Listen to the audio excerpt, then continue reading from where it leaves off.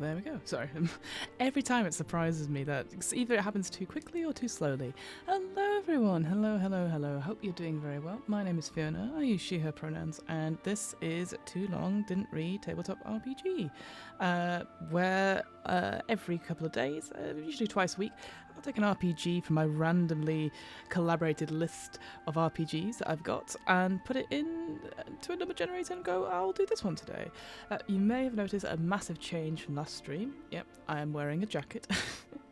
No, I actually had my hair cut this morning, so I basically lopped off about 3 or 4 inches which is a shame. I quite like the long length of it, I'll be honest, but it was getting unbearable in the summer. I'm not a fan of having sweaty hair on the back of your neck, and hair grows back anyway, so yeah, we're dealing with it. It looks alright. The hairdresser always thinks I've got really curly hair, and so we'll do lots of amazing things like to zhuzh it up. I don't think it's that amazing at all. I think it's just the usual sort of thing. But I hope you're well. Hope you're doing alright this wonderful Wednesday afternoon, evening, morning, wherever you're coming in from. I'm just going to turn down the music a little bit because it's a bit loud in my ears. Turn it down a little bit. As always, the music is provided by Travis Savoyard. I think that's how you say their name, but they are RPG music maker on YouTube, and they're great. They do lots of D&D inspired soundtracks, which you can use for free as long as you credit them, which is always a good fun. Typically, as soon as I start talking, the music sort of ends. Or it goes quiet. So today I've got a very interesting one for us to look at. It's called Wait For Me by Jeeyon, Shim and Kevin Kulp. I've actually played a game by Jeeyon, Shim before, which I believe was called a Farewell to Memory or something like that. I know it was mentioned. A Field Guide to Memory, sorry. And so I've played a bit of their games before, so I've had an experience of what their kind of gaming is like. This is a solo RPG, a 30-day solo RPG, which is very similar to the last couple that I've played. And I'm a massive fan of solo RPGs. I literally just came from a call with a game designer for an upcoming interview on Where about a solo RPG and how they're a different experience to obviously a traditional RPG where you have possibly 4 players plus a GM plus being sat online or around the table using different sort of dice. You know, solo RPGs are obviously solitary, they're meant for one player, and they can cover a whole range of topics, but they tend to be more solitary or horror related. Quite a lot of people discovered them during the pandemic, I'll say, so because there's just a sudden like, I can't play with people as easily as we could before, etc. So they're a fascinating genre of game, and I actually would highly recommend people check them out. But obviously, as we'll go into all these games, there are safety and boundary things, so just to look after yourself. So anyway, so I thought I'd just start off with that. Obviously, I've put the link in thanks to Nightbot, so you can go check it out. But I guess we'll just catch on over to the main screen. And there you go. So this is the itch.io page where you can get Wait For Me. It's $20, which people might think that's quite a lot for a PDF. I actually think this is not too bad considering how much stuff you get for it. And I'll be honest, I haven't played this game. I haven't played this solo RPG, but I've played journaling games like it. So you do get a lot of content from it. So let's read for it. I will say as well, like I know I sort of am referring to Jeeyon, Shim, but also Kevin Kulp has done other RPGs as well. A lot of them are time travel or science fiction related, I believe. So that's quite cool that 2 different, I'd think, well-known game designers have come together to design this solo RPG. So just thought I'd mention that. It's not just because the only person I sort of have experience of is Jeeyon, Shim's games. So I just thought I'd mention that. But Anyway, what would you do if you had a second chance? Wait For Me is a 30-day journaling game about getting untethered from your own timeline and jumping involuntarily back through your own personal history. At each landing, you write to your past or sometimes future self with advice, comfort, humour, and kindness when you need it most. Over the course of the game, create a unique handwritten journal full of your own ephemera, marginalia, I've never heard of that word before, and details that make both experience and souvenir that are completely your own. So yeah, this is definitely, I've referred to it before on these streams as an artifact RPG, so by the end of it you will have a copy or a record of the game, which you can keep and something to look at, which is it's quite a novel thing. I think in the last 5 or 6 years or so, they've sort of come back and are quite popular, and lots of Kickstarters about playing games just for once through or a couple times through, and you just have a unique experience of that game that you can keep and treasure forever. Interesting to note that this was Kickstarted and it got over 4,000% of its original funding, which is fantastic. This innovative game, I will say that is a word I can never say, innovative game, is perfect for anyone ready to jump into the journey of speaking to themselves through their own past. The other thing to think about as well, if you're going to buy one of these games, sometimes on itch you get community copies. If you can't afford them, unfortunately all of these ones are claimed just now, but you get an idea of what it sort of looks like and what it's sort of laid out like on the left hand there. There's also some comments as well, which have been quite nice, which again might be spoilers unless we won't look at it too much on that front. But yeah, so have a check it out if you like the stream as we go through it. I have had a quick look. It's about 77 pages long. Presumably quite a few of that is going to be prompts. And we won't go through all of it. I ideally want to see like what the main game mechanics are. Is there anything to do with dice? Is it just pure journaling? Is there any essays or something like that? Sometimes with solo RPGs, we do have like the essays of thoughts about like what we get out of solo RPGs and what we get out of gaming. And sort of that question we asked yesterday when we were talking about dice, like why do people play games? Like why would people play a game about going and talking to your past or future self? It's interesting, you always get that question, it's like what would you say to yourself age 19 of all the experience you've had now, and vice versa, and you had lots of videos and lots of sort of stuff like that. Interesting how this is like advice, comfort, humour and kindness, so this definitely is leaning into sort of the solitary aspect of solo RPGs, like the reflective part, that's what I meant to say, reflective part, rather than necessarily the horror part, which makes total sense. And yeah, I've not actually played a game really that sort of focuses on this idea of time travel as a theme connection, so just something to think about. I see there as well, just over on the right hand side, there's a little hashtag wait for me RPG. So yeah, so I guess if you're playing online in any capacity, if you're posting like blog posts or maybe audio clips, or hey, maybe even like, you know, you cool cats and kittens playing TikToks and Instagram reels, then maybe you can use that tag. God, I sound so old, don't I? Anyway, right. Let's turn off this. Let's go to the PDF. So yeah, as I sort of said, you can't see it on the screen, but it is about 77 pages long. And we'll just start. So table of introductions, we've got introduction, how does this work? Social media, there you go, we're going to talk about that. Why am I playing? What if the prompts don't line up with my life? Safety. Outline of the prompts, 1 versus 2 player games. Oh, that's interesting, so it could be a 2-player game. Self-care, the 6 principles of support. Ooh, that's probably a safety tool I don't know. That's really exciting. Instructions, and then the majority of this is the prompt section at the back. So maybe we'll look at the first couple of prompts to see how far we get in it. So let's check it out. And of course, as always, I'm going to move in a little bit. Interesting. So already I can see a little bit of a discrepancy. Ooh, she says, oh, no, I've highlighted something. That I did not mean to highlight. Oh no, it's all going wrong. So, what is this game about?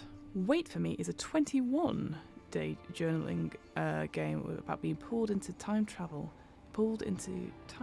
through your own personal history, with an epilogue on day 22. That's interesting because it said in the itch page it's 30 days. It's interesting, a lot of people do the 3 weeks, 21 days for journaling games. Like Field Guide to Memory was also the same thing. The Beast, which was one of the first solo RPGs I've ever played, that was also 21 days as well. So, I don't know. It says just something about 21 days. It makes it like a nice number compared to 30. Obviously, it's 9 less days, isn't it? So, or 31, even depending on the month. Untethered from your own timeline, you land each day at a different event in your past and present life. Whilst there, you have the chance to revisit your own milestones through the lens of your current adult self. As you jump through the act of answering each journal prompt, you will build a physical handwritten journal through your thoughts, sketches, artifacts, and messages to yourself for that day's entry, before you're pulled into another jump, not knowing where you'll land next. It's a very Quantum Leap if you're one of those people. I've actually never seen a full episode of Quantum Leap. It's the sort of stuff I would absolutely love. But as with all these things, it's just passed them by.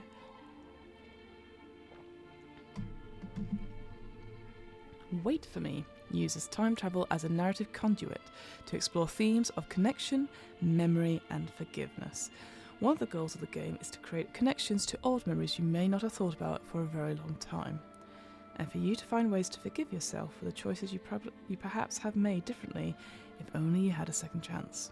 Ooh, so interestingly, so a lot of the times with these solo RPGs, it tries to make it so that it is you but not you, if you see what I mean. Like, it's a character very similar to how you are. This one makes it sound like it is going to use your actual personal life and personal memories and going back and forth, and that is quite intimate. That is quite vulnerable making. When I think about these sort of games, and I always wonder, like, would they be good for an episode of Where or a live stream of Where? And normally I'm actually quite open with doing solo RPGs and being vulnerable, because for me it's kind of like a mixture of performance and possibly therapy. It's always cheap, but it's also a way to demonstrate the game. That's always my forefront when I'm thinking of creating content. It's about how can I portray this for somebody to go, oh, that's really interesting, I'd like to play that game. Like a how-to essentially. But there is something, and it's come up with a couple of improv books that talks about, like, how much of yourself do you leave on stage? Do you just leave everything on stage? Do you have some things that are held back? So instantly, I'm all not on edge, but I'm just aware that, like, if I was playing this game, maybe I'd have to be a little bit more mindful about what I was sharing. Maybe I wouldn't stream this game. Maybe I would just do this as a audio only, rather than demonstrating it on video, perhaps. So just those are the things you need to think about a little bit. So how does it work?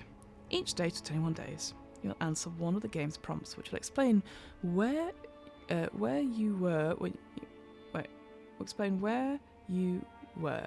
when you involuntarily time traveled that day. What? Sorry, that's really bugged me. We'll explain where you were. Where you went, perhaps? You've involuntarily time travelled to that day. You'll always be at a point in your own life, and you will always have access to your own diary from that point in your life. Maybe a little bit time traveller's wife, huh? You'll write messages to yourself as dictated by the prompts, with an exact limit on the number of words you'll use. Oh, that's interesting, an exact limit. Sometimes these journals just say, like, oh, a paragraph, a couple of lines, etc., but an actual limit on the number of words you use. I like that. That really makes you pause to think. Especially as well, like, for me, I like to, when I do solo RPGs, I like to audibly talk my feelings through the prompt, and then write it down, and then speak it aloud. But I don't really worry about the limit of stuff on that. So yeah, I like the idea of, like, giving you an exact limit of words, because that means every word counts. I like that a lot. You can embellish these handwritten messages however you wish, adding sketches, photographs, physical ephemera, like ticket stubs or receipts, or nothing at all if you choose. You're building a physical artifact of the game as you play it, and it should exactly as you wish it to be.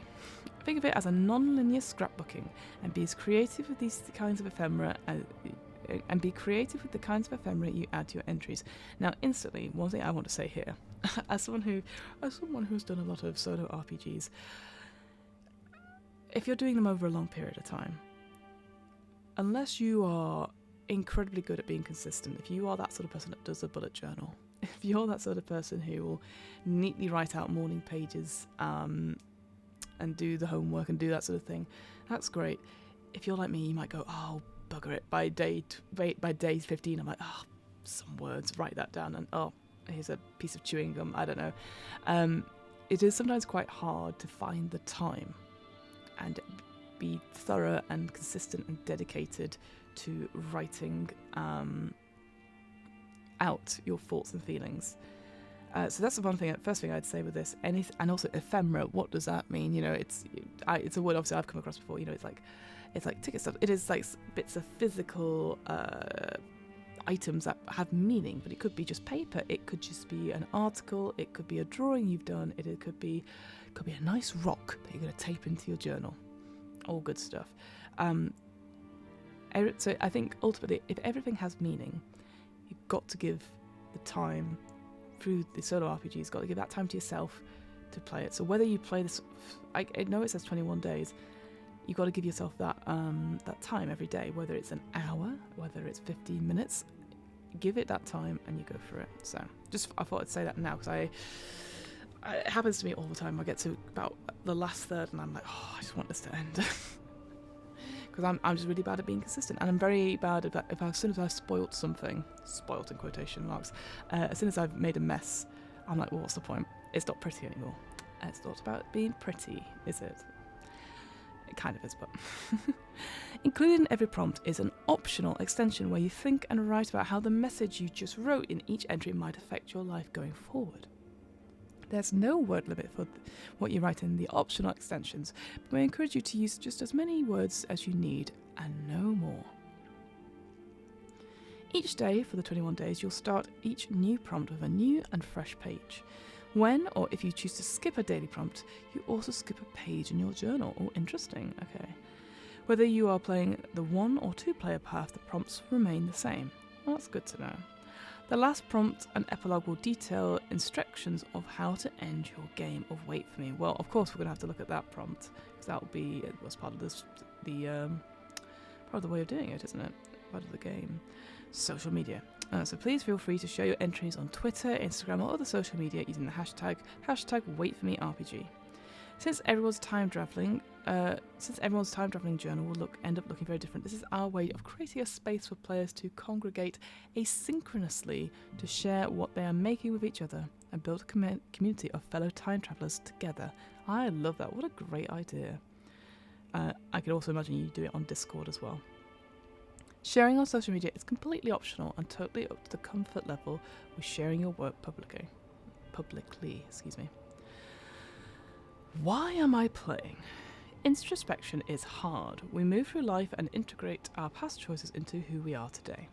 But Wait For Me asks you to stop for a moment and look at your own history with compassion, considering what would or should change if you had different advice or information. What happens if the prompts don't line up with my life experience? There's lots of reasons why this might be the case. You might be young enough that these events haven't occurred yet. Or your real life may have looked different than the events described in the prompt. When this happens, you can mix and match 4 different solutions. Oh, cool. Adapt the prompt freely. Change it to something that is more applicable to your own personal history. Never feel bad about doing this. It is a core part of the game, and it is key to the experience of making this game your own. 2. Slide into your own future. Ooh. Give your future self advice based on what you currently believe. Woohoo! Hello! Hi Dan, how are you? Loki. Oh, I hope you're feeling better. I saw that you've not been very well recently. I hope you're feeling better. Weirdly, we're talking about time travel. It's a solo RPG. So maybe you'll find something interesting in it. It's a little bit different to the normal ones, but glad you're here. Did my past decisions in this game lead to this parallel timeline? Perhaps the advice you've given yourself during this game has led to an event that wouldn't have otherwise occurred. Give yourself advice to get onto your preferred timeline. That's quite cool as one of the ways to adapt. I like that. Okay, and the final one says, skip the prompt and continue the next day. You always have the freedom to skip any prompt you wish. If you skip a prompt, feel free to return to them out of order as it feels right to you. Oh, so you could do like a proper River Song moment then. That'd be quite cool if you do them out of order. Or it's in the order to you, but if you're doing it with that second person, the 2-player, it is you're meeting at them at different points. I mean, it's time traveler's life is what I'm describing here, but hey, good to know. Alright, safety. The challenge with remembering old events is that they can be filled with strong emotions or even trauma. Each prompt will have a summary of the themes and time frame at its top. Oh, that's really good, having the content warnings at the top of each prompt. Don't write to any events that aren't safe for you to revisit. This game is for you, and you should skip prompts that don't feel right. We provide you but below with self-care scaffolding for both solo and the 2-player versions of this game. Please read and incorporate the guidelines into your own journal entries as needed. Cool. Oh, right, that's nice. Yes, it's expectations. I've heard of these kinds of safety tools before, so... Tackle the prompts in whatever order makes sense to you, whether that means day to day, skipping prompts, or coming back to them later, or passing over them entirely. Try to write the prompts daily for 21 days, giving yourself space and quiet time to do so. I literally just said this earlier. Of course, if writing daily proves not to be feasible, move at the pace that feels right to you. I mean, if it's a time-traveling game, it makes sense. If you're going for that quantum leap thing, you could be in there for several days, right? So it totally makes sense that maybe you take a couple of days to answer a prompt fully. Remember that the games are meant to be explorations and shared rituals. If at any point wait for me feels too weighty and you're not having fun or enjoying yourself, you can bow out without guilt. It's interesting, you not have to, but I've often found that you have to really be clear with players that I give you permission to bow out without guilt, because I don't know, for me, I do know where my boundaries are, etc. But sometimes you just have to remind people. I guess if you don't say it, people won't know, and sometimes it's difficult. I remember actually this. Oh god, this is an interesting one. So last year, I was on an improv retreat, and we did a session called The Cuckoo's Nest. I won't go into too much detail about it because it's basically it was an immersive sort of event where we were playing characters in some sort of support group, and through prompts from the facilitator, who it was an improviser who clearly worked with mental health facilities, and I think at times possibly some reducing restricted practice sort of methods as well. It was about you've discovered the story of some people, and I was given a prompt which was so interesting. And I remember at one point another person across the circle from me was talking at me, and I stood up and I was so angry, and I'd never felt that before. But because of the way we'd sort of described the story that we put together in that hour of this, the setting of the support group, it was really incredible. And so then coming after it, people were like, "Oh, are you okay? Are you okay?" And I was like, "Yeah, I'm fine. But I didn't realise I had actually gripped my hands so tightly, I'd actually marked my fingernails in my palms. And it was wild. I'd never had that sort of experience before. So yeah, just going back to this, maybe you just need to be clear. I'm saying it for the benefit of both of us, that you have permission not to continue this game and not to finish it. We've included Jeeyon's 6 Principles of Support, a guideline on how to engage with emotional role-playing games, as well as a supplement for Wait For Me. We encourage you to read it over before playing the game. Awesome, I will check that out. The player is more important than the game. No matter what, if you're not enjoying the experience for whatever reason, we encourage you to put the game down. Give yourself some time to consider before you re-engage. You and your well-being are always more important than the play experience. To that end, the following few pages are an outline of the prompts and narrative. Some players do well with unexpected turns. I would put myself in that category. Others can engage more deeply if they are pre-informed. If you feel comfortable and at ease with the idea of potential emotional surprises and would prefer not to be spoilt, skip ahead to 1 versus 2 players. So we are going to look at this, just because we're not going to look at the prompts in detail for this game. Oh, cool. So it's actually literally a little summary. All right, let's zoom out a little bit on that. So day 1, you offer your childhood self proof of time travel. Oh, very time travel's wife. Day 2, you offer your teenage self advice before your first date with your first love. Day 3, you write a note to a grandparent the day before they pass away. Day 4, you have the opportunity to return to your safest, most beloved place. Day 5, in your early 20s, you have a chance to give yourself career advice. Mine would be move jobs. Education is not worth it. Get into role-playing games, that's fun. Day 6, you have the chance to give yourself advice about taking vengeance or avoiding it. Ooh, juicy. Day 7, you move to a new home in your late adolescence and give yourself advice about thriving there. Day 8, you spend a day with a much-loved pet who has since passed away. In Day 9, in the future, you let your elderly self know how you're doing. Day 10, you visit a big city for the first time by yourself and you give yourself guidance on what to do and see. Oh, that would be, my first time in London. That would be amazing.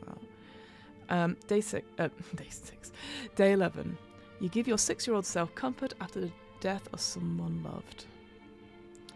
Day 12, you're back in your own time with the chance to learn and reflect. You can exit the game here if you wish. Oh, so that's interesting. You can opt to finish, just over halfway through the game. Interesting. After a huge teenage fight with your parents, you have the opportunity to give yourself advice on managing your anger or rebellion. Day 14. As you learn you may become a parent yourself. You give yourself advice for the next few years. We'll definitely would change that one. No, thank you, children. Is my go-to. Day 15. You have the opportunity to revisit your favourite childhood restaurant and order your favourite meal. I don't know what that would be. Because everyone would say McDonald's. I don't know what that would be. Because I can't say Five Guys. Maybe Nando's. I don't know. I wouldn't be very good at this game, I think. Day 16. Give yourself advice the day before you're accidentally lost in the wilderness. Day 17. As your younger self enters puberty, you give yourself advice on sexuality and relationships. Don't bother wasting your time for the first couple of years. Just get out of uni. People are shit with feelings. Wait till you've grown up and actually meet someone you actually like. That's my go-to advice there. Day 18. You revisit a talent that you used to love and be good at, and offer your younger self advice as to whether it is worth pursuing. Day 19. You confront a time of extreme depression, and you offer yourself kind advice for when you surface. Day 20. You get to revisit the best day you've ever had. I don't even know what that would be.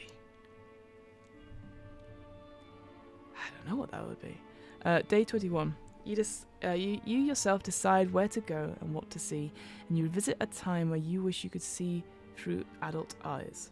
And then day 22, which is the epilogue. Back in the here and now, you reflect on what it means to be able to look through old memories with an adult eye. And that's it. It's an explanation of why you can time travel. Or is it just something you can do? I can't remember in The Time Traveler's Wife if there was a reason why the guy could. I think it was just some sort of condition they had. So, I don't know. All right. Okay, so those are the outlines of it. Obviously, not reading too deeply into them. They seem pretty generic. Also, I like the idea it did say earlier about, you might be young enough that some of these prompts haven't happened to you. I think there's only one big one that has not happened to me, and I don't think that one's ever going to happen to me. Number 14, I'm looking right at you there. Okay, well, let's look at the rules. 1 versus 2 players. In a 1-player game of Wait For Me, it functions as a reflection. Let me zoom in a little bit. You are the traveller, writing responses to yourself as replies in your own diary entries. What does that look like? Replies to your own diary entries.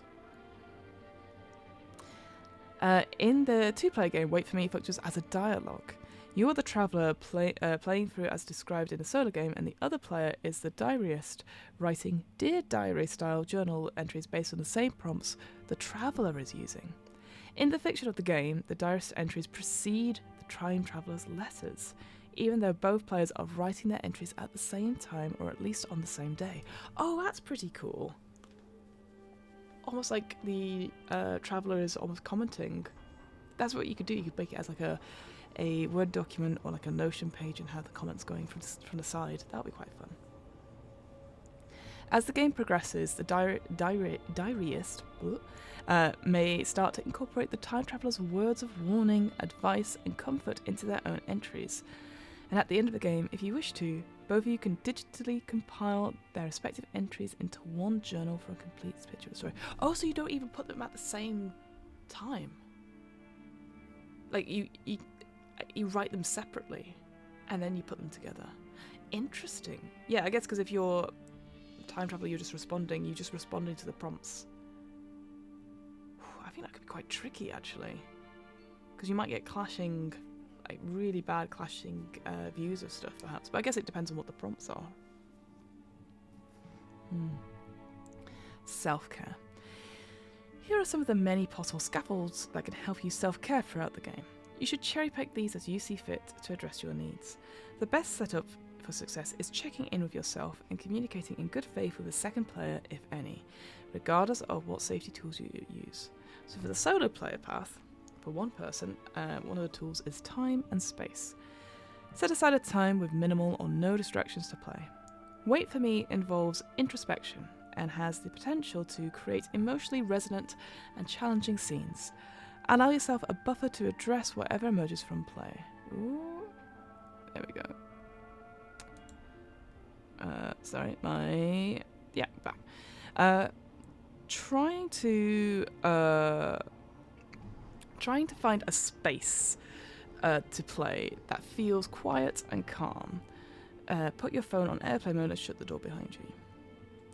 Yeah, so yeah, it's what I was saying before about having the space and the time to do it. There's a book called The Artist Way, which is like a 12-week long self-guided workbook course that's sort of introduced to me, at least morning pages, if people do that sort of thing, which I don't do anymore. I did enjoy doing them, actually. They were very helpful and cathartic.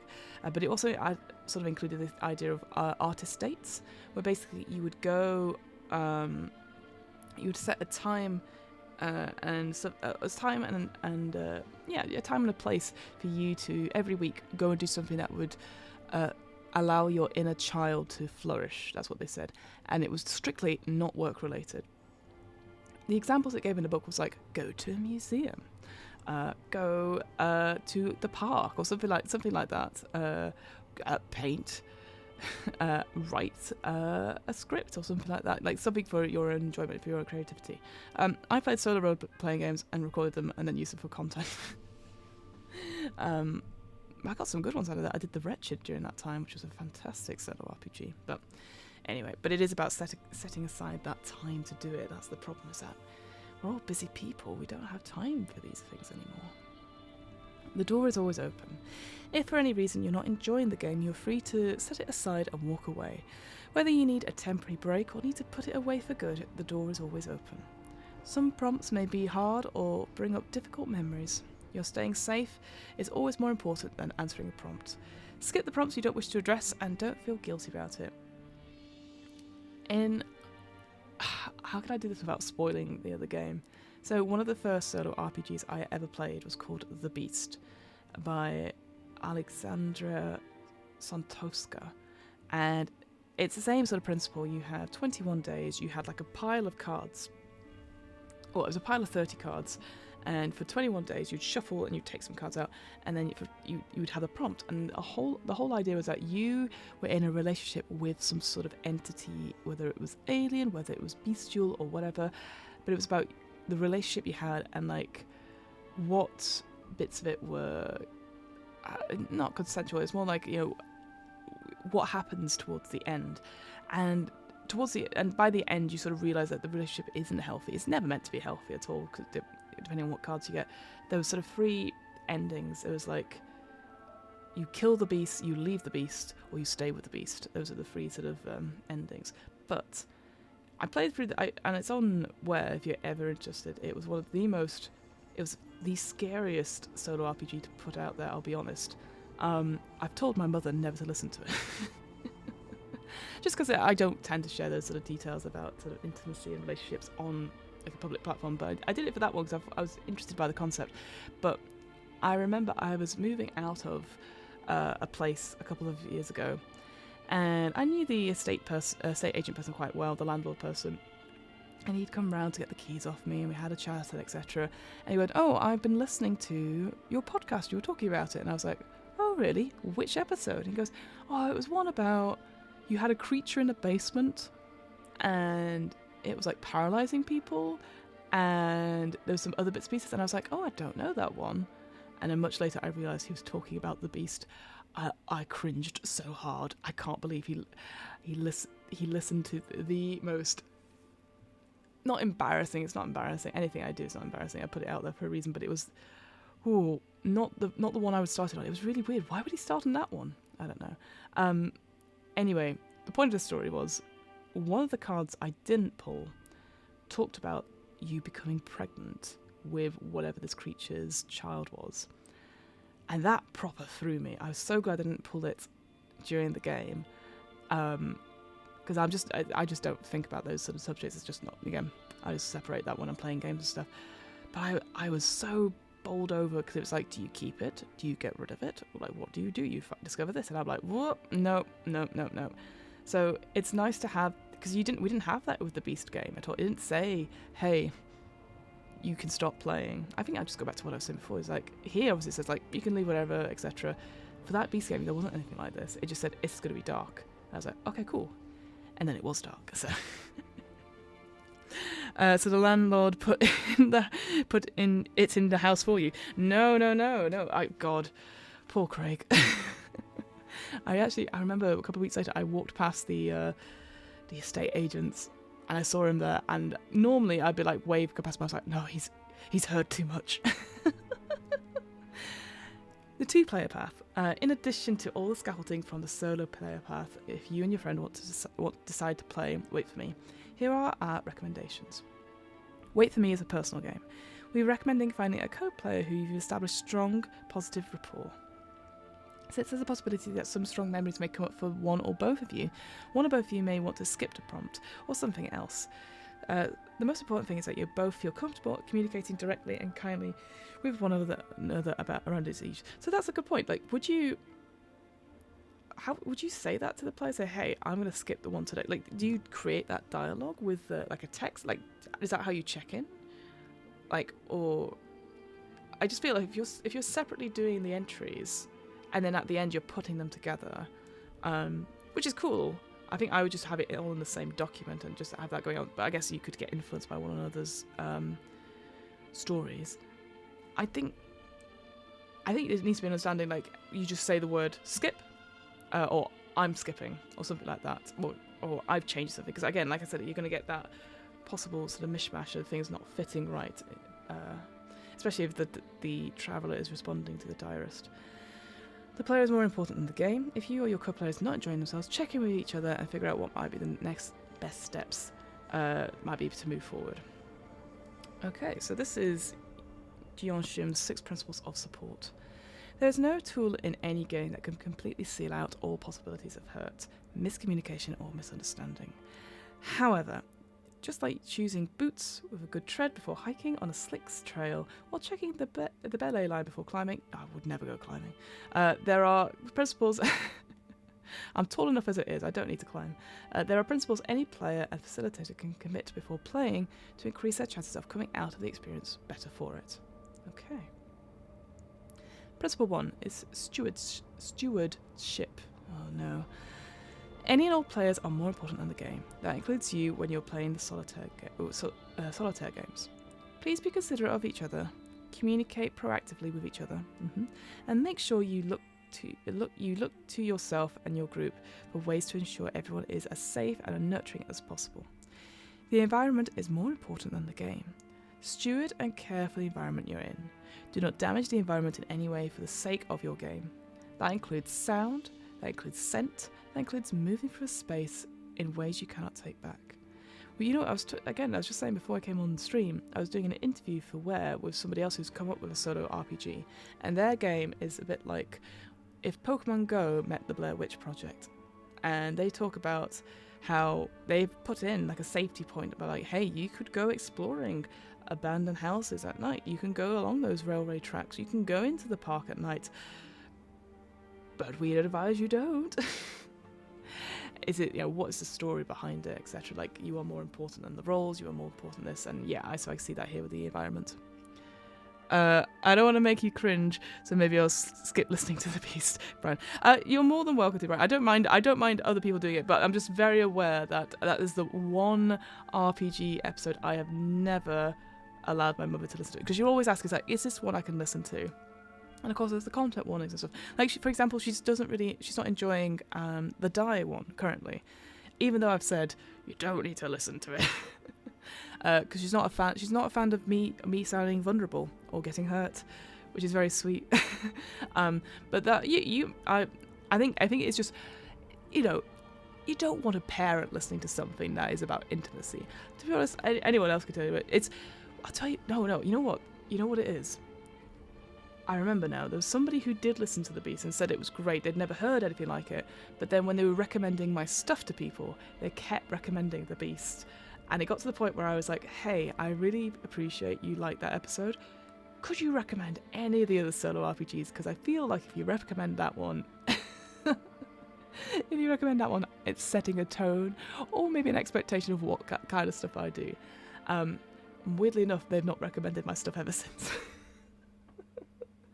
But yeah, each to their own. I mean, like I said, I'd highly recommend checking out. It's on TTRPGs, the beast, so have a look out and see what you think.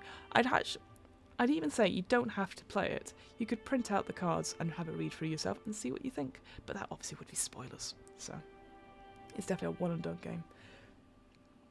Principle 2, courage. No one can guarantee any outcome of any experience, let alone an emotionally resonant role-playing game. Go in with both eyes open about your own limits and the game parameters, driving towards the best without any expectations of resolution or happy ending, and you'll have an exponentially better experience. Interesting. We talked about it yesterday with Di, that as a group, we go, what kind of ending do you want to aim towards? But there is something about that, just playing and just seeing where the story goes, and almost yes-anding that, like, this is where the story goes, rather than trying to get to a fixed point of, like it says, resolution or happy ending.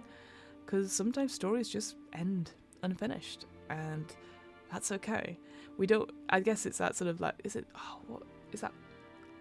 I don't want to say it's the American audiences want happy endings, that's not what it is, but I remember, when you hear about films that have alternate endings and stuff, and they say, they didn't work well with preview screening, so we changed the whole ending, because people want a happy ending. No, give the ending that you want to give, don't listen to other people's expectations. Your mum is the best. Thank you, Dan. Yes. She does all right. Stars for Fiona's mum for sure. Absolutely. Yeah, well, she listens to everything I put out, even though I tell her she does not have to. I think it's because she wants to support me. Whilst my other sibling, they're doing incredibly well in their stuff. My mum's like, what's Fiona up to? Oh, she's having fun. Oh no, she's being hurt in a solo role-playing game. I hate it. Principle 3. Joy. We play games because we think that they are fun, and that there are many different types of fun. Some people like to play games because they are fun right in the moment. What people in outdoor education often nickname Type 1 fun. Oh, that sounds dreadful. Why would you call it that? Some people like to play games because they are challenging and hard, and even with unpleasant themes, the player, will feel better for the experience after the play ends. Type 2 fun. Yes, I'm always up for Type 2 fun then. But respect each other's sense of enjoyment. Do not presume that the fun you seek is in some way better than other people's fun. But what if it is better? No, it's the phrase I always use, which is not necessarily the best phrase for it, but it's like, don't yuck someone else's yum. Remember that we keep coming back to games because they inspire and enliven us. We're just here to share joy with each other. Yeah, but some people's fun is wrong. Sorry, I don't mind being the villain in that respect. Like, oh yeah, what RPGs are you playing? Oh, I'm just playing D&D. Oh, cool. How's that going for you? Are we doing well with what skis are up to? Cool. How do we feel about the OGL? Pinkertons. AI art. No? Oh, that's okay. As long as you're having fun. Cool. Tight. Principle 4. Be brave and be kind.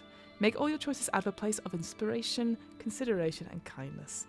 You are serving a collective, collaborative experience when you play with others. You are serving a sense of reflection and wonder at your own selfhood when you play a solitaire game. Honour the potential for this gift by trying to be your best self in play. Practice and assume good faith of your co-players and yourself. That's actually a good one to have for improv as well with your scene partners. Because sometimes people are so scared to do anything in a scene because they don't want to be seen as the bad player, whether that is bad in terms of level or bad as in like the villain of the scene. Just what's it I read? It was like, be supportive. The best way of being supportive is to go in and do the thing rather than like, oh, I'll let you go first, because that's actually from a place of weakness or something. So, but they have bad fun. Yes, they do have bad fun. Their fun is wrong, Dan. Oh, as Hamilton calls me, grumble. We did a DMBC recording last night, and I was definitely grumble Howard, and he was ranty Hamilton. We have fun. right? That's the way we go for it. Principle number 5, give and receive. Give space, time, and attention for your co-players, and you will receive it in kind. Make incisive player choices. That does not necessarily mean high-octane melodrama for the duration. Sometimes the right choice is to be average in order to bring greater balance to the overall story. Sometimes the right choice is to offer up something really meaty for your co-players to sink their teeth into, even if you notice them stalling. For solitaire games, give yourself time and spaciousness to digest what's going on, and you will receive the most you can out of the experience. If you feel yourself getting frustrated, feel free to set it aside. You can always come back to it later. It's very tricky sometimes when you feel frustrated, though, in the moment. I've often found it's much easier, to work through frustration with something or at someone is, to set it aside and then to go do something else, which often ends up me creating a podcast. I've got way too many podcasts now. I can't keep using them as a way to vent my frustration on things. Someone will find out, that's the thing. Principle number 6, the final one, is take notice. Place your full attention on yourself, your co-players, I'm guessing that's what it's going to be, and your environment before, throughout, and after play. It is your responsibility to yourself and to others to notice what is going on in and around you. Some examples. Are you thirsty? Everyone's obsessed with hydration. It is good, don't worry, stay hydrated. Sometimes I do find it really weird. I'll be watching a stream and they'll be like, alright, we're going to come after the break. Stay hydrated, folks. And I'll be like, yes, I've been drinking this whole time. But again, you need to tell people, otherwise they forget. It's better to say it and then not say it, right? Is your co-player upset in a way that's not customary for them? Interesting. I had that happen to me on a stream recently. Something was said, and I was like, I played along with it, and I was so cross about it.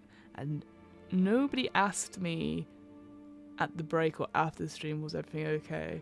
So I had to fill in a certain form and talk to that person who had upset me. It was very scary, but it was a good conversation. It's interesting to be like, oh, maybe it's just not obvious. I don't know. Grumble. Bad wrong fun is bad, and they should feel bad about it. Yes. Bad. I think we should get shirts saying my fun is more fun than your fun, or something like that. And then at the back saying but it's also bad. My fun is also wrong. If you don't know each other well, are you getting along well during pre-play, workshopping, or do things feel awkward? Do you need the bathroom? If you're playing outdoors, are you playing in the blazing sun? Oh, don't do that. I'll stick to the shadows, my friend. Are there loose branches on the trees overhead? That's an interesting one. It's a little bit... I guess it's being aware of your environment, right? The environment. Are there delicate parts of the ecosystem you should not interact with? Are you leaving your belongings behind somewhere safe where you will remember them afterwards? You know, that is crazy. I was walking... Oh, not crazy. Wild. We've got a dock near where I am called Millwall Dock.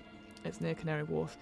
And I'll walk around it, and sometimes I'll see people who will just be swimming in the dock, and they'll leave all their stuff just next to the railings. And I'm like, don't do that. Why would you leave all your stuff there? Someone could nick your clothing. That person could be me. I have those intrusive thoughts. Remember, the principles exist to provide guidance. There are no substitute for common sense. Be spacious and be generous with yourself and your co-players. If these principles are helpful to you, by all means feel free to share, and if you do not find them useful, I wish you all the best in finding what best serves you and your play. I think those are good principles, if I just zoom out a little bit. Those are decent principles to sort of put together and send it out to your players, the 6 principles of support, especially if people maybe have had either brand new to role-playing games, but maybe are just coming back to it after possibly a very difficult experience. Like, we've all been there, we've all been in RPG groups that have fallen, not to the dark, but had challenges That's the best word for it, right? Whether it's on the facilitator side, whether it's another player, whether it just fell apart because people grew apart, all that sort of thing. So those are quite nice ones, maybe just to ground people before coming into a game. So maybe I'd use those for anything. All right, let's look at the setup for this solo RPG. Like I said, we're going to look at this, maybe the first couple of prompts, and then move to that final prompt. So again, don't want to go through every single one in too much detail, because I don't want to spoil it for everyone. To play Wait For Me, you need a few materials: a writing implement, a notebook, or 21 loose pieces of paper that you will not lose track of, so a notebook, receipts or newspaper clippings with recent calendar dates on them, a tape, or a stapler. So that could be interesting. Yeah, that's interesting. Like having actual ephemera that is like now and current recent calendar dates on. I like that. That's quite interesting. I think this game came out before the pandemic. I would just use Notion. I'm a big fan of any sort of online stuff where you can share your stuff quite quickly. I use Notion for my D&D games, and making those notes available to players, because I can embed stuff. I can include pictures, videos, audio, all that sort of thing. And that's what I might do there, because that would make it a little bit more accessible. And it's something I won't lose, because I lose notebooks like that. I really do. This is a game of introspection. Give yourself time and space to think through the prompt. Imagine yourself in that space. Use sensory anchors. Oh yeah, so the 5 senses. The prompts will bring them to mind. But even outside their scope, try to recall what these moments looked like, sounded like, felt like, and to think through your emotional response. Add any sensory anchors or ephemera as you like. There's a certain element of surprise to the ephemera. Some prompts will specify certain items. Oh, that's quite cool. So, for example, a receipt or a ticket stub with a future date on it to prove that you are a time traveller. Oh, I see. I understand now why you might need... Oh, that's quite fun. But for the most part, it's left open-ended. Try adding photographs, scribbled notes, plant pressings, fabric scraps, whatever seems most appropriate to the entry you are making. God, imagine, I know that first entry is like you meet your younger self and you're like, I approve to you, I'm a time traveller. I'd be like, what have I got I can show you? It'll be like a receipt from Asda of me buying deodorant today. Deodorant and a meal deal, and what was the other thing I bought today? I didn't buy a notebook. I always buy notebooks when I'm at Asda. Oh, what was the other thing I bought? Just looking at it. Oh yeah, some hair product as well. Because I needed it because I cut my hair short. After writing, you give yourself time and space to compartmentalize. I'm getting better, I promise. Old feelings before heading back into your normal day. Alright, 1 player instructions. Brian says, totally agree with that way of dealing with frustration. Take that space and do something else with it. But don't make your life harder by committing to things which will then increase your stress. Very true, Brian. Don't commit yourself to making creative stuff that you'll still be doing in 5 years' time. No, I could. It's something I absolutely love doing. But one thing I do to alleviate stress, when something's really bad happening and I feel really like rubbish, I'll send an email or like a spate of emails to do collaborations with podcasts or streams or something like that, or send in a pitch. I actually sent in a thing the other day which was funding for a possible live show idea I had, and it works, because in a couple of weeks, because even if I don't hear anything back, at least I've done something, and then sometimes I do hear something back. I go, oh shit, damn, I said yes to something I shouldn't have done. The TLDR shop trip as a side pod reading. No, you don't, because it would just be me and Asda. Me going, what meal deal should I have? I can't have crisps again. No. And then just the beep of the self-checkout. How sad. Anyway, play instructions for solo game. Get your paper, notebook, and writing implement. Remember that whatever you write with, you'll be crossing out rather than erasing your corrections. If you need to write in a word processor rather than paper for whatever reason, try and use a strike through rather than deleting as you go. Oh, cool. Yeah, I love that. Number 2, players will receive their play prompt every day for the duration of the game. So yeah, originally, this was the prompts for this game were sent through email. when you backed up the Kickstarter, it would like, all right, we're going to start the game in like a month's time, and then every day for 21 days, you'd get an email prompt come to your address that you'd used to fund the Kickstarter. And I love that. That made it feel very immersive. But obviously with this, it's it's just PDF. But anything like that, I always think is quite cool. A lot of organisation and a lot of logistics, especially if you get the email wrong. We had that with one of the Field Guide to Memory emails. And there was an addendum because there was something wrong in the second email. Because obviously people could reply back to that email saying, this is not right. Or please unsign me from this list. Give yourself a moment to absorb how the prompt makes you feel. Then, using the exact word count referred to in the prompt, write your message. So this is what I do think is a little bit different about this game, is that other solo RPGs that I have played, they don't have a word count. And as I was saying, that sometimes when I've been playing them, like at the beginning, I'd be like, oh yes, lots and lots of words, yada yada yada, great. Verbally read them out. By the end, I'm bored and tired because I want it to be over. Like I've enjoyed the story, but I'm like, oh, I don't want to write anymore. So having a word count is actually quite nice because then I assume it's not going to go into triple figure word count. I assume it's going to be like 50 or 40 words. But I'm sure we can see. We can have a check, can't we?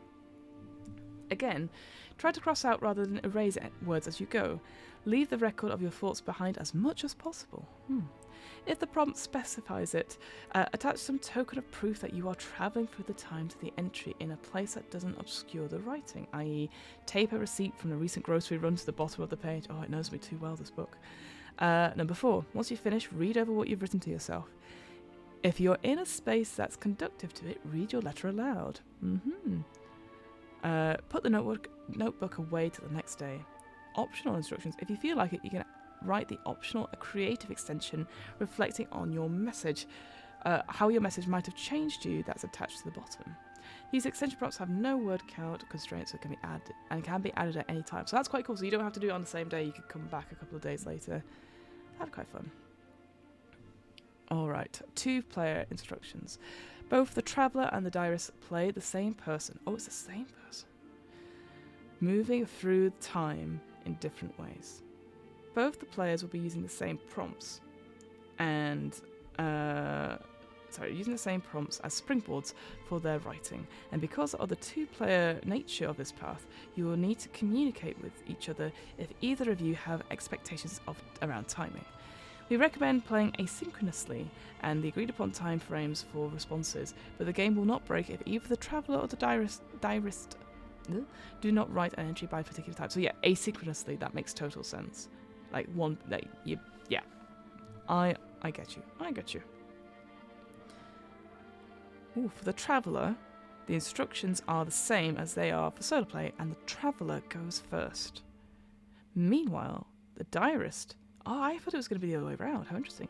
The player who is moving in a normal linear time way through the time suddenly sees messages from their alternate self appearing in their diary, plays a different role.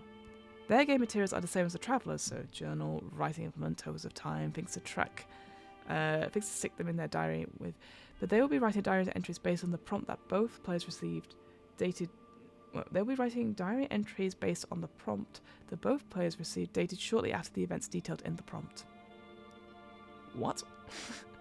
Unlike the traveller, the diarist is not restricted to their word count, and the player may choose whether or not to stick to that constraint. Other creative variants for ways to use physical artifact to draw further connection. Read your letters aloud in an audio recording as a different kind of artifact. Share it with a friend. What a novel idea. Maybe do it as a part of a podcast. Share it with your friends like that. If playing with 2 players, mail each other your journals and letters after the game's concluded. Use the letters as a base for creating for creative art pieces of your own. Write an epilogue for each other.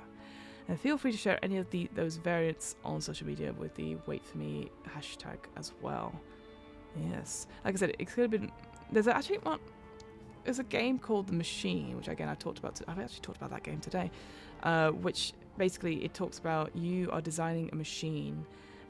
It's using cards as prompts and stuff, and at a certain point you get consumed by the machine in some way. Like either you're driven to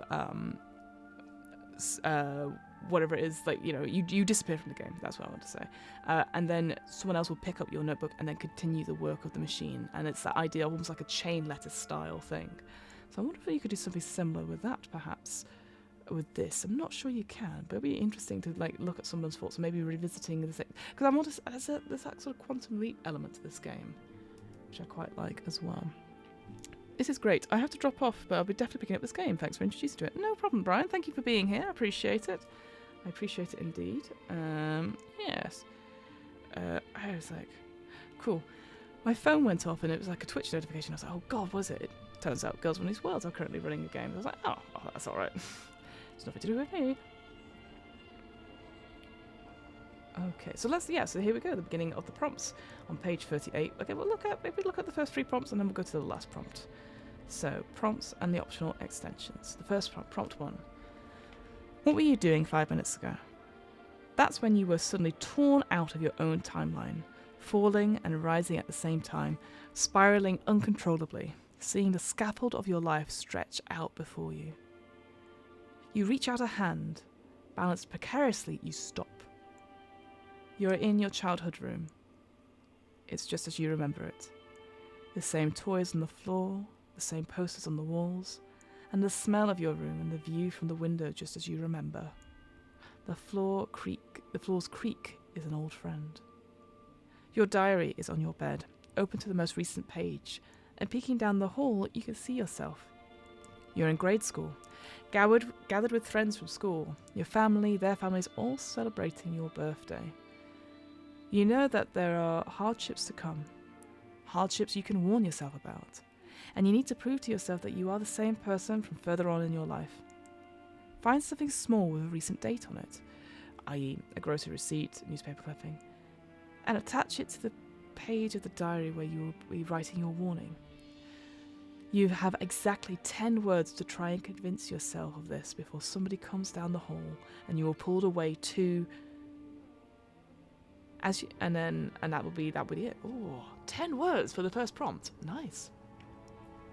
Optional. As you finish the 10th word, new memories ripple through you. You now remember hearing yourself when you were a child. Just 10 words and proof of future you. Did you believe yourself? Did anything change due to what you wrote to yourself? Prompt 2. So day 2. Re-emerging into a proper time is like breaching out of deep water. Your heart races as you crouch on the floor and you close your eyes and breathe. You breathe again. You're conscious of your own breathing. Your heart slows. You know this place. You open your eyes. It's dusk, and you're standing in your adolescent bedroom. Your younger self has met the first person you have ever really fell in love with, and right now you're on your way. You're away on your first awkward and terrifying date. You remember where you used to hide your diary. You bring it out and open it with your desk to its most recent page. You smile at your teenage handwriting. God, my handwriting was terrible. It still is. You know, with hindsight, there is something incredibly important that you need to remember about this relationship. Draw a heart, broken or whole, with your initials and the initials of your first love inside it. Good or bad, you have exactly 40 words to give advice, and try and convince your past self to take it before you're pulled away too. Just trying to think, who would that be? Oh, it would be Duncan. Ugh. That was a bad first relationship, proper teenage relationship. No, thank you. The optional is new memories ripple through you as you finish your 40th word. You now remember reading your own advice just after that first date. Did it matter? Were you convinced? How did it change your experience? Was that advice important enough to you to stick with you through the years? Alright, and then prompt 3, so yeah, this will be the final one before we go to the end. Content warning of family death. If grandparents aren't appropriate, substitute another important family member or mentor instead. You gasp as time snaps back into existence. When you're untethered, your heart doesn't beat. You don't breathe. Only your mind keeps racing. No wonder it helps to write things down. Somewhere, you hear a clock ticking. It's very early morning, and the birds outside are just beginning to sing. It takes you a moment to orient yourself, and that's because this isn't your space.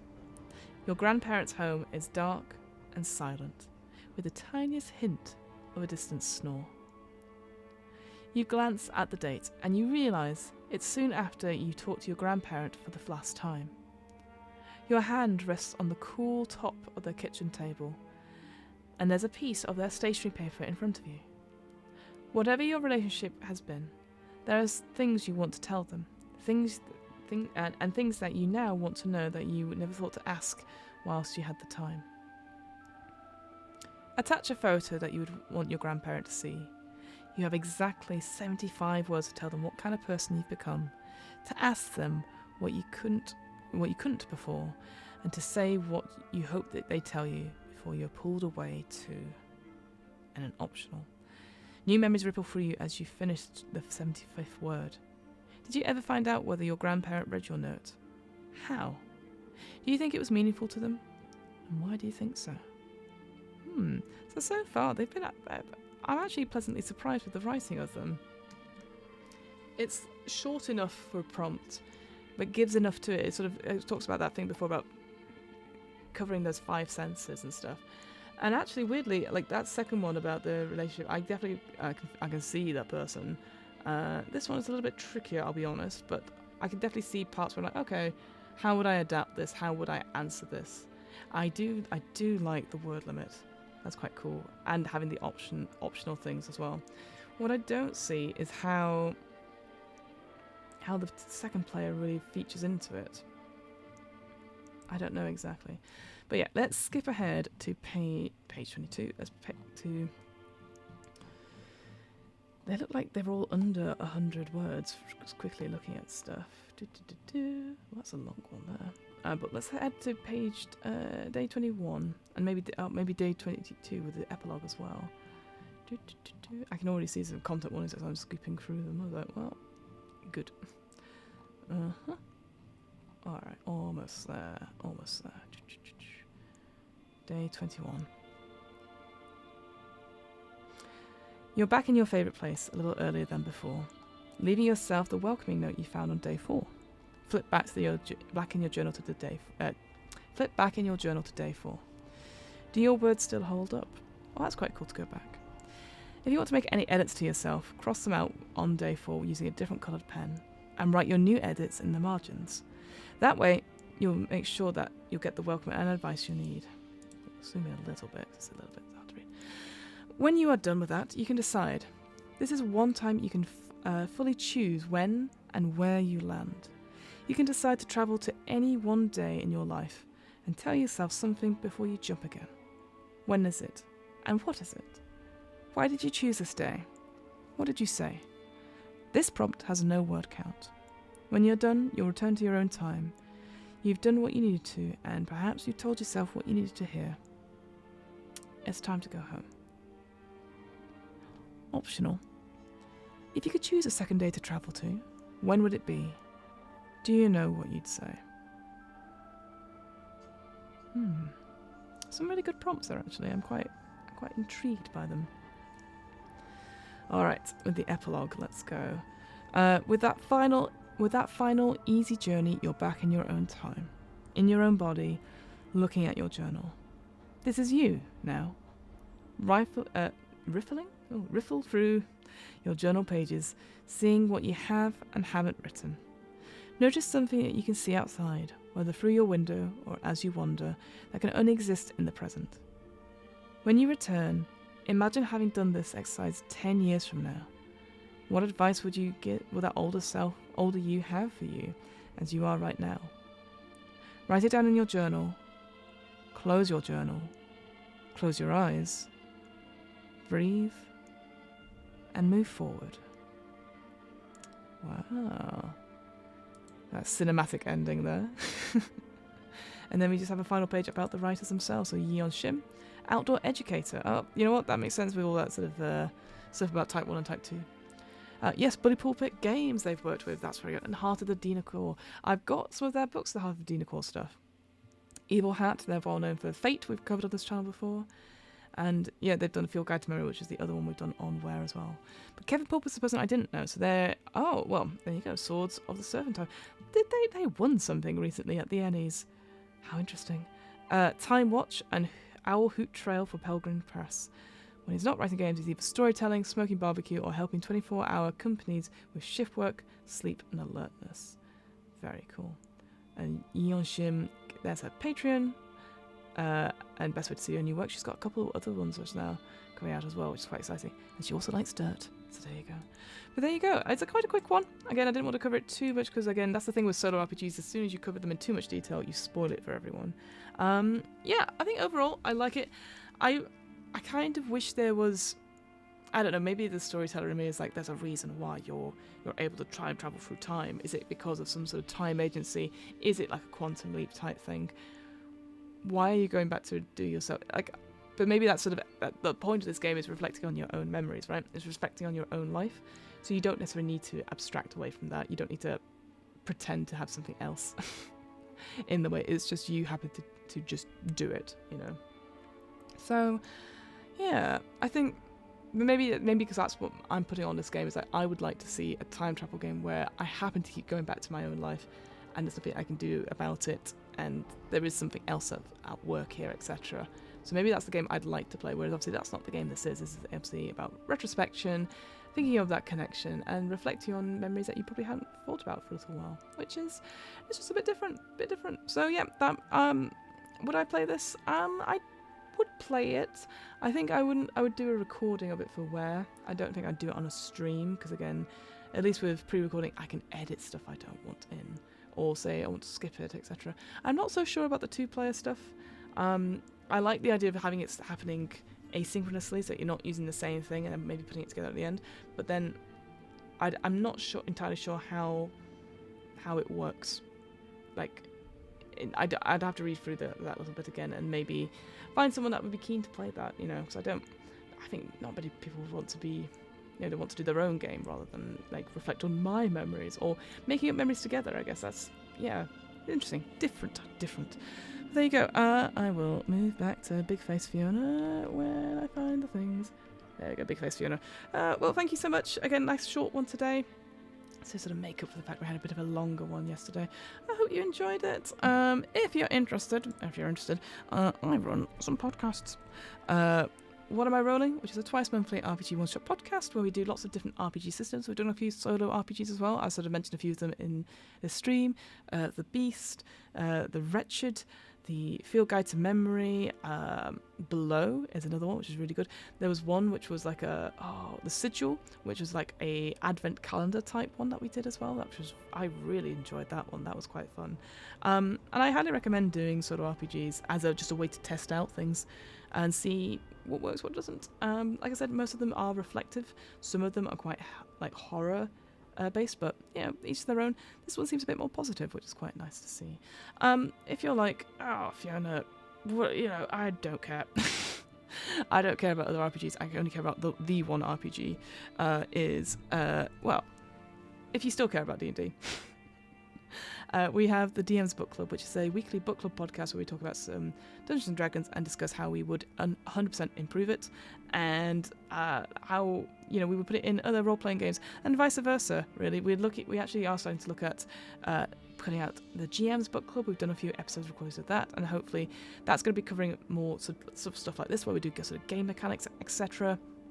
And weirdly, we talk a bit about D&D in that as well. Basically, all the RPGs we ever talk about, they're all sort of spread out, and it's just a way to sort of like, how can we make all of our games better and not maybe just play one game for the rest of our lives? Because, you know, although there's nothing wrong with that, don't let it be D&D.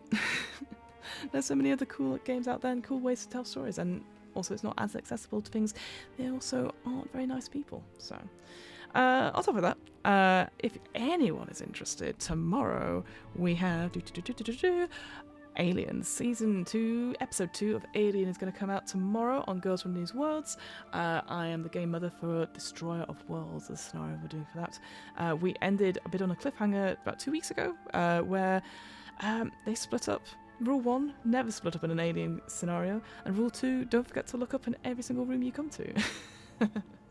So that's going to be fun. I'd really recommend checking that out if you're into sci-fi in general. The Alien RPG is good. I've covered it on this channel before. But also, watching people play through scenarios as well that you maybe want to run yourself is always a good way of doing it. Also, it's an absolutely cracking cast of people who have not really seen Alien before, which is quite a ride. Let me tell you, you feel quite old quite quickly. But there's no problem with that. Final thing, I'm always going to be like... I have an offer code.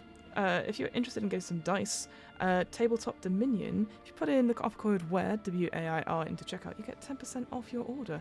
Now, obviously, I can't... the dice are too far away. But maybe next week I'll show you the dice that I actually bought with my own offer code. It's a nice flowery dice. Again, you don't need dice. But if you did... have a look at some Tabletop Dominion stuff. They are very lovely people, and I highly recommend checking them out. I think that's everything. Oh, no, final thing, I always forget. If you were like, Fiona, you were completely wrong about this RPG, and all the other RPGs you talk about, great, come to our Discord. You'll find a lot of us there. We're just chitty-chatting about our RPG experiences. There's some pictures as well. Obviously, friends of the shows sharing their stuff there as well. Hamilton talking about his upcoming Necromunda videos and stuff like that, and hopefully, she says, fingers all the crossed stuff, Blade Runner stuff will be out soon. So all the cool things are happening there. The final thing I'm going to promote, I don't have a command for it because I'm rubbish. If you're like, Alien's not my bag tomorrow, but Pirates and Morkborg systems are. Pirate Borg is happening on the Actual Play UK channel with my co-host Hamilton and friend of the show and friend of your friend of friends, Taylor from Backwater Bastards is in the show tomorrow. Now, as I said before, when did I say it? If you watch the overlay, there are the other cast members who are absolutely delightful as well. We have Beth from We Fix Space Junk and Laura from Realms Podcast. And it's run by Maddie Searle, who is another Realms person, has also been on Alien with me. It's interesting. You go from one side and you go, oh yes, there's a little bit of a pirate theme, and oh my god, what are Taylor and Hamilton wearing? It's absolutely cracking. You know, 10 out of 10 for commitment. That's all I say. I wish I had that many costumes.